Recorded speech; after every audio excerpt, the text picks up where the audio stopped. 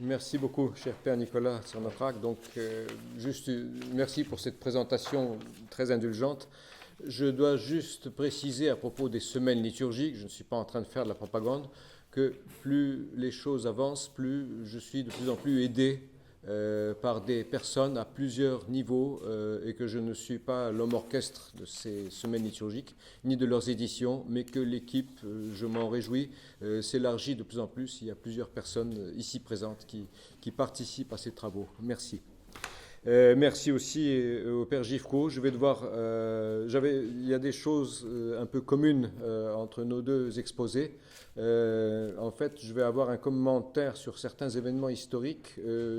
Je précise tout de suite, très très subjectif, pour essayer ensuite de vous entraîner vers mon terrain favori, c'est-à-dire la théologie liturgique, en essayant d'éviter trop de répétitions, parce que certains étudiants qui ont l'habitude de suivre mes cours risquent de crier au déjà vu, déjà entendu. Je vous prie de m'excuser d'avance. J'ai juste 2 ou 3 remarques introductives par rapport au sujet. On a dit crise dans le monde et crise dans l'Église.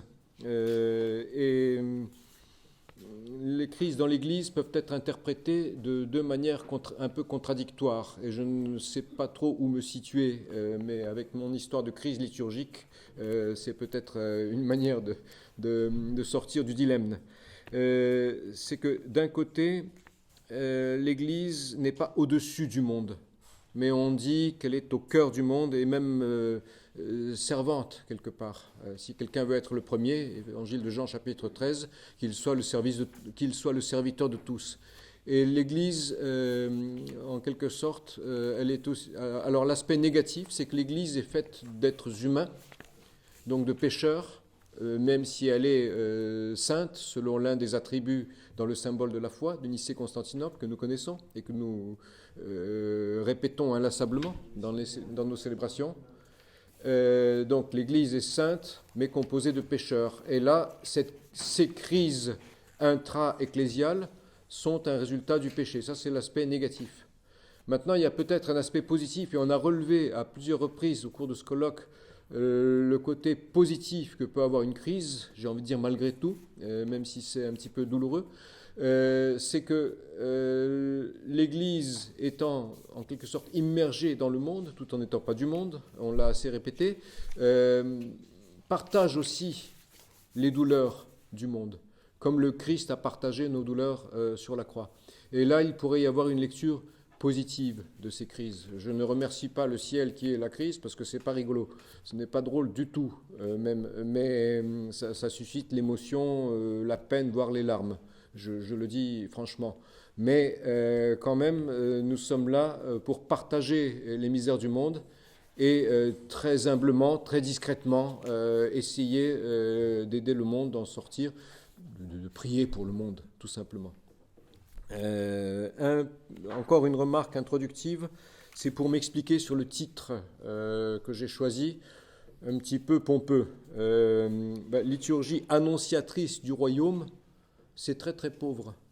Parce que la liturgie, on le sait surtout avec le souffle qui traverse le livre du Père Alexandre Schmemann, l'Eucharistie, sacrement du royaume.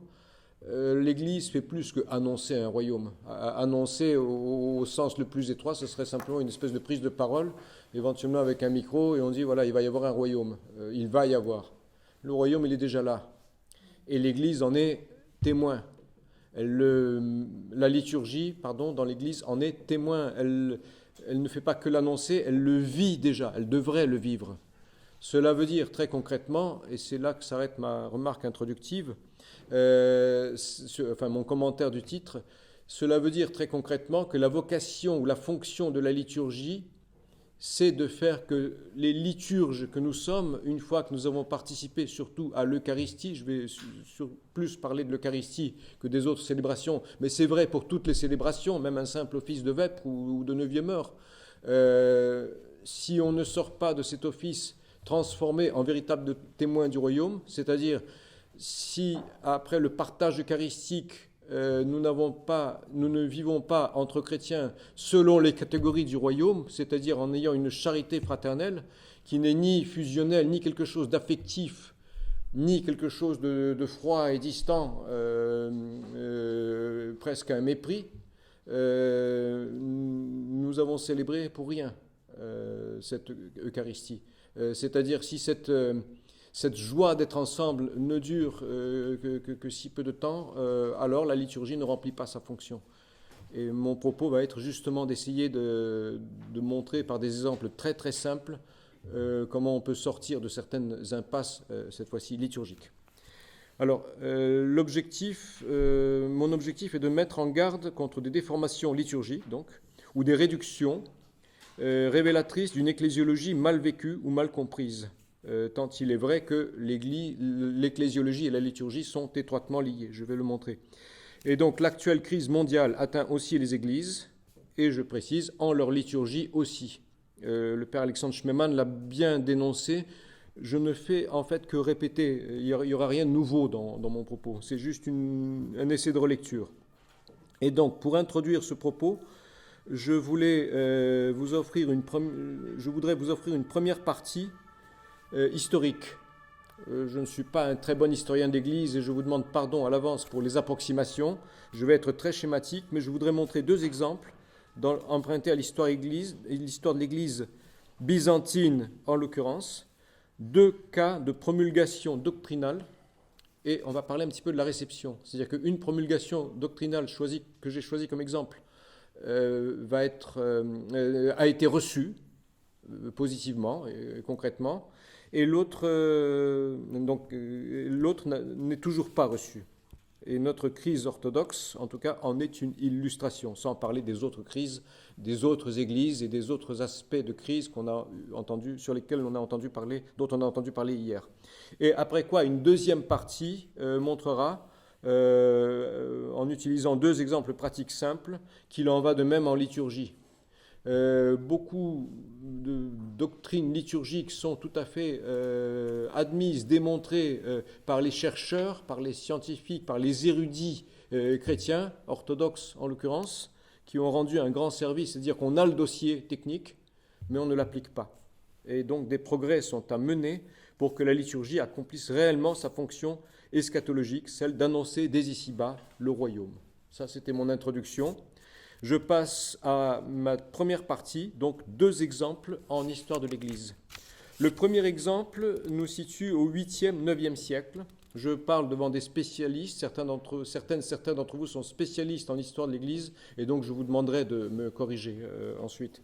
Donc en 787, le 7e concile œcuménique, tenu à Nicée, on l'appelle Nicée II, a justifié théologiquement le culte des icônes, en mettant ce culte en relation avec l'incarnation du Sauveur. Rien de nouveau. Ce concile a été réuni après une première vague de persécutions iconoclastes.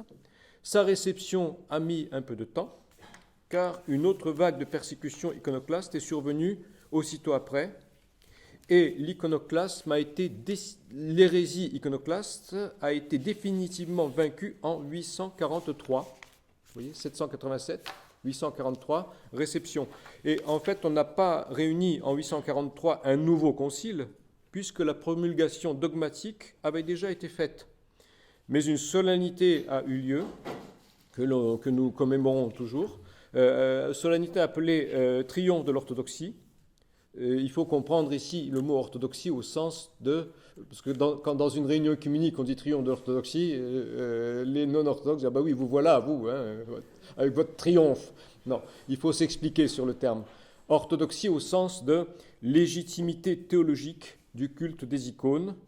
Et donc ce triomphe de l'orthodoxie, c'est la célébration de la victoire de l'Église sur l'hérésie iconoclaste, au profit de l'élaboration d'une saine doctrine de l'icône, c'est-à-dire si Dieu s'est rendu visible, il devient aussi représentable. Je résume très brièvement les acquis de ce triomphe de l'orthodoxie et du concile qui a précédé.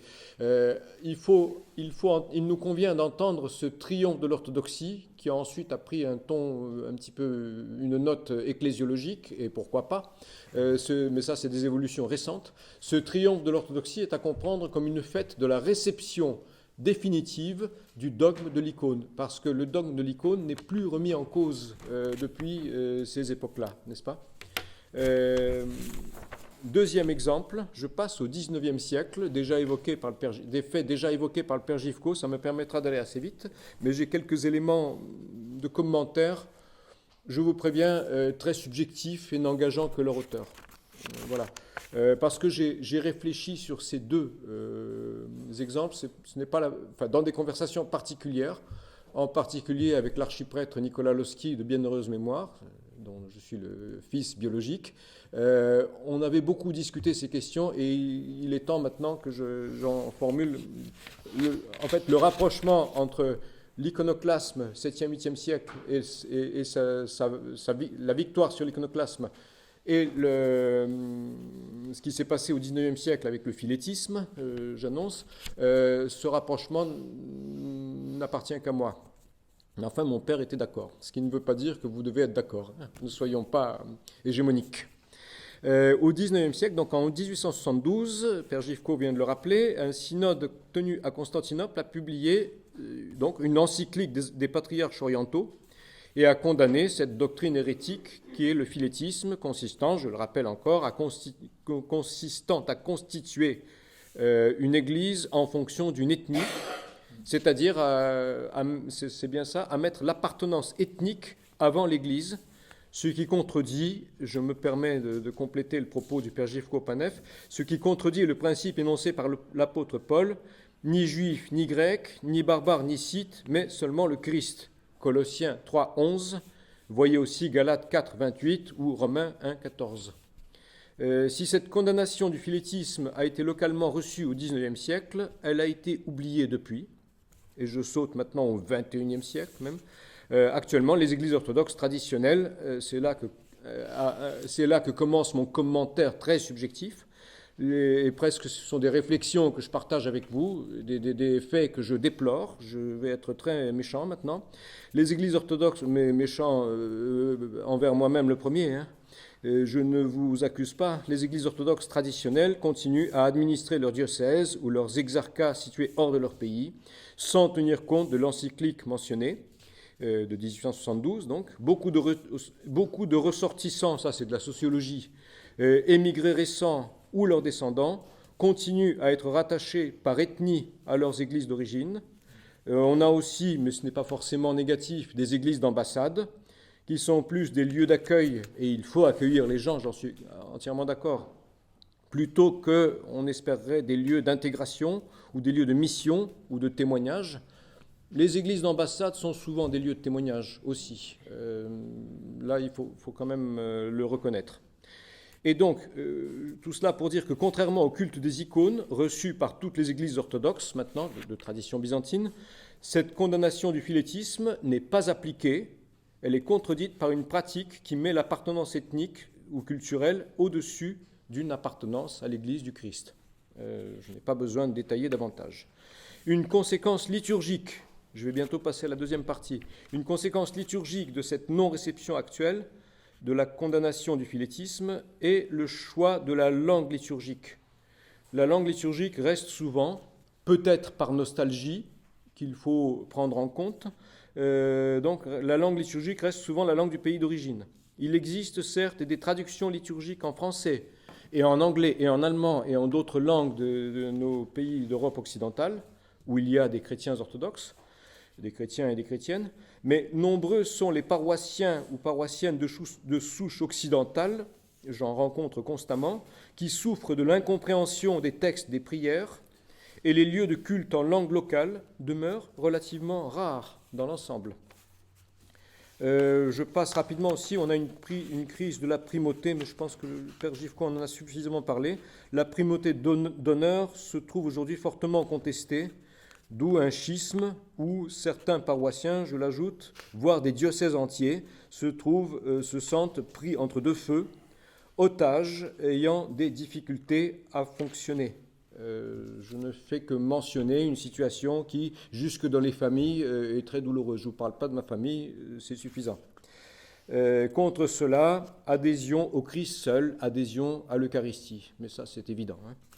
En Europe, alors plus positif, pour terminer ma première partie, j'interprète la situation, encore une fois, ça n'engage que moi, j'interprète la situation en Europe occidentale actuelle comme un carrefour liturgique, c'est surtout vrai dans cette ville de Paris, où on a des influences mutuelles, des adaptations, des traductions, des pratiques tendant à constituer une église orthodoxe, oui, d'expression locale.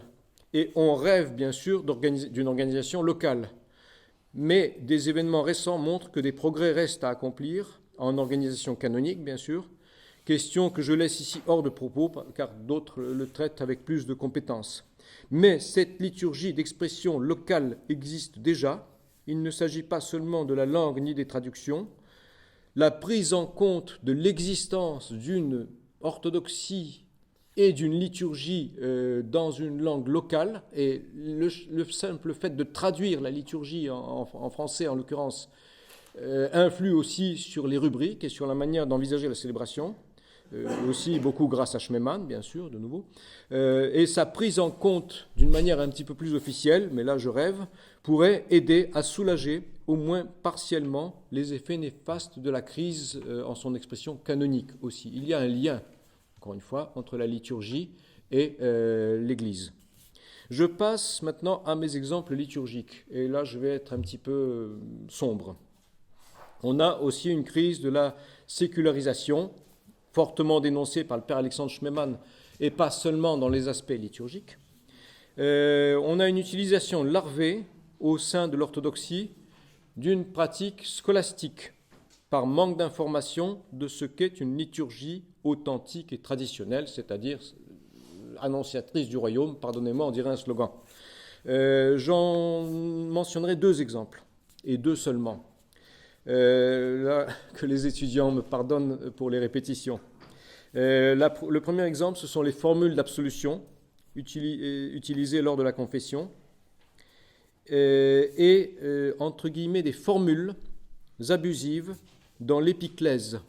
Je vais faire une comparaison dans quelques instants entre l'épiclèse de Saint Basile et l'épiclèse de Saint Jean Chrysostome. Il y en a qui ont vu le film. Donc, des pratiques dénoncées par des chercheurs liturgistes éminents, c'est-à-dire il est démontré que c'est faux, et ce sont des principes bien connus, mais les pratiques abusives, et que je dénonce, sont toujours usitées par manque d'information, par compréhension erronée de ce qu'est la tradition. C'est-à-dire la tradition ne se réduit pas à une simple transmission de pratiques, même si paradoxis veut dire transmission au départ. La tradition ne se réduit pas à une simple transmission de pratiques, fussent-elles liturgiques et jugées vénérables. Mais la tradition, la véritable démarche traditionnelle consiste à une et ça c'est l'un des grands avantages de notre Institut Saint-Serge, nous l'avons évoqué plusieurs fois. La tradition consiste, selon moi, en une confrontation. La démarche traditionnelle consiste en une confrontation constante de nos pratiques actuelles, liturgiques en l'occurrence, avec l'esprit des pères anciens. Donc, je reprends mon premier exemple, les absolutions. Il est impossible de comprendre réellement ce qu'est la confession si l'on ignore la pensée de saint Ambroise, évêque de Milan au IVe siècle, qui, dans un contexte anti-hérétique, que je ne rappelle pas parce qu'il est bien connu, affirme que seul le Christ remet les péchés. Et ce principe, je vais très très vite, est contredit par les formules d'absolution que l'on appelle déclaratives, qui sont entrées dans certaines églises locales orthodoxes et qui de là ont pénétré en France et qui sont sous influence occidentale. C'est la fameuse formule latine « ego te absolvo » que l'on entend en langue slavonne. J'ai entendu dire que dans l'église de Roumanie, on l'utilise aussi. En réalité, les confesseurs, les prêtres confesseurs, Bon, je suis prêtre depuis quelques semaines et je n'ai encore jamais confessé. Voilà, je vous confesse cela. Bon. Voilà. Mais les confesseurs, oui, merci et priez pour moi. Les confesseurs ne détiennent aucun pouvoir de rémission. Je fais remarquer quelque chose aussi qui est bien connu, c'est que le mot pouvoir, exousia, est absent de Jean 20, 21, la finale de l'évangile de Jean, vous savez, là où le Christ dit aux apôtres, ceux à qui vous remettrez les péchés, ils seront remis, etc. Donc, ce n'est pas un pouvoir, c'est quelque chose, la rémission des péchés appartient à Dieu seul. Saint Ambroise de Milan le rappelle fortement.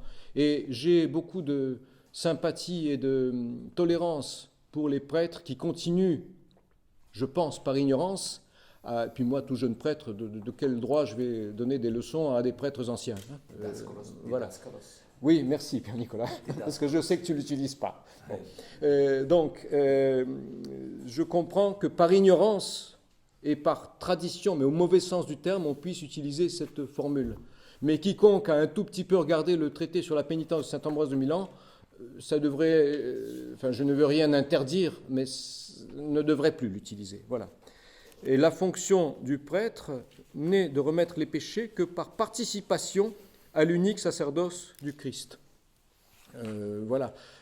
Donc il est très important, lorsqu'on est confesseur, de savoir ce que l'on fait et de trouver les bonnes pages dans le colloge, dans le rituel, pour utiliser la bonne formule, en se méfiant de toute influence occidentale qui introduit en fait une théologie scolastique là où elle ne doit pas être. Et là, j'espère ne pas trop entendre des choses que j'ai déjà entendues, quand on me dit « mais vous comprenez, c'est la tradition, c'est ce qu'on m'a appris ». Oui, bon, mais cette tradition-là, non. Ah, oui, avec minuscule, merci. Voilà. Je passe à mon deuxième exemple, prières eucharistiques. Là, c'est peut-être un peu moins connu parce que tout le monde, avec beaucoup de respect pour les pratiques, tout le monde n'entend pas les prières eucharistiques à haute voix. Je ne ferai pas des prières eucharistiques à haute voix un slogan, parce qu'il peut y avoir des circonstances où le célébrant peut être amené, au contraire, à les dire à voix basse. Mais c'est hors sujet. Enfin, je n'aborde pas cette question. Je voudrais aborder la question de la formulation de la liturgie de Saint Basile. Alors, petite parenthèse, nous avons 2 formulaires eucharistiques dans le rite byzantin. Je ne parle pas de la liturgie de Saint-Jacques maintenant. 2 principaux formulaires. La liturgie, donc l'anaphore attribuée à Saint Jean Chrysostome et celle attribuée à Saint Basile. Ça, c'est bien connu. Petite parenthèse dans la parenthèse, il est démontré par des chercheurs éminents que la liturgie de Saint Basile est bien de Saint Basile, le Basile, ce que les spécialistes appellent le Basile byzantin, et la liturgie de Saint Jean Chrysostome est bien de Saint Jean Chrysostome. Je vous renvoie aux travaux de l'archevêque Georges Wagner, qui est une autorité, hein. Voilà, et spirituel, et pastoral, et académique aussi, les 3. On a un excellent exemple avec la personne de Monseigneur Georges Wagner, ce que j'appelle une érudition transfigurée, c'est-à-dire une érudition, une discipline académique mise au service de l'Église. Les académiciens, nous les chercheurs, didascalos, oui, merci, doivent être au service de l'Église. Ils ne doivent pas se rencontrer dans des conférences pour se faire plaisir. Leur science doit être mise à la portée. Je vous confesse que je ne suis pas un bon vulgarisateur, parce que quand j'ai écrit un article scientifique, je me dis c'est bon, on peut consulter, débrouillez-vous maintenant. Mais en catéchèse, je suis très mauvais. Voilà, mais j'ai des progrès à faire en beaucoup de choses. Donc la formulation, je referme toutes ces parenthèses pour vous dire que la formulation de Saint Basile, la formulation due à Saint Basile est plus archaïque, avec la notion de anadeixis, manifestation, que ces saints dons soient manifestés, corps et sang du Christ, je résume. Tandis que celle de Saint Jean Chrysostome utilise la notion de métavolie, transformation, changement, ce qui est vrai. Les 2 sont vrais, naturellement. Et c'est une notion, et puisque la liturgie de Saint Jean Chrysostome nous est plus familière, la notion de changement nous est plus familière. Mais hélas, on en est arrivé, ce n'est pas moi qui le dis, je cite un article de Monseigneur Basile Krivoshéine d'abord, repris ensuite dans l'ouvrage du père Henryk Paprocki, de bons articles, des bons livres que l'on peut consulter, qui ne sont même pas très difficiles à lire.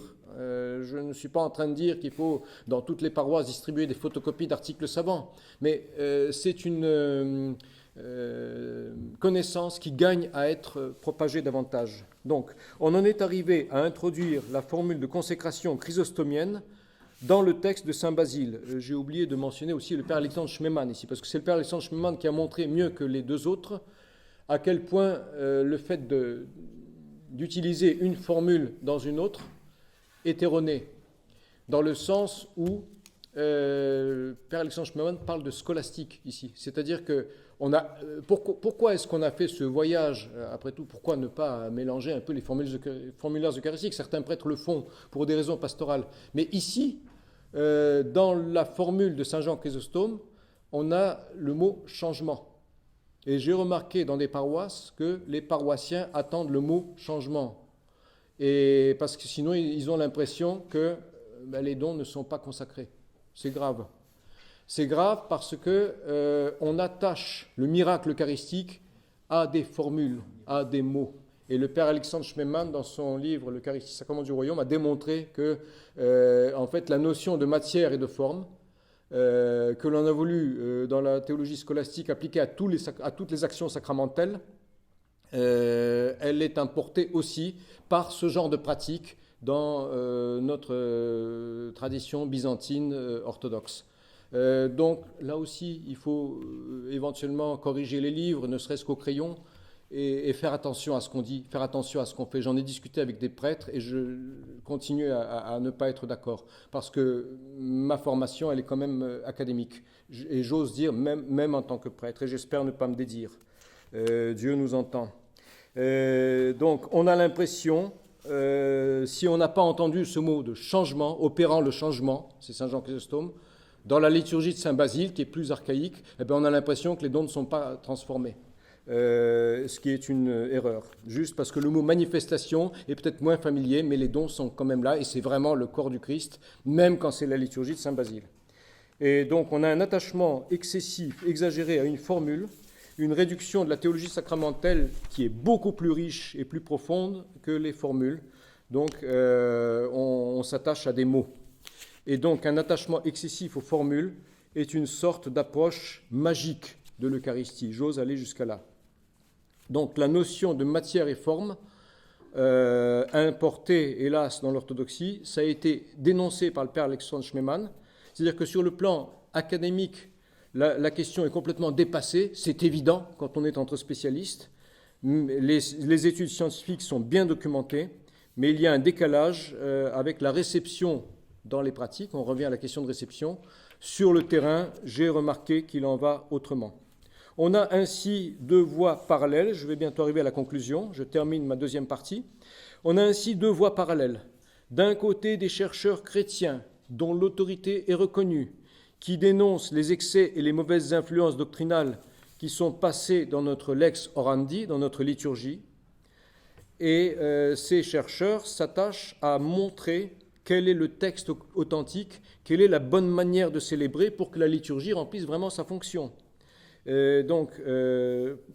Texte authentique, à la fois historiquement, parce que quand on revient au texte ancien, on a des choses plus authentiques, et authentique aussi, surtout sur le plan théologique.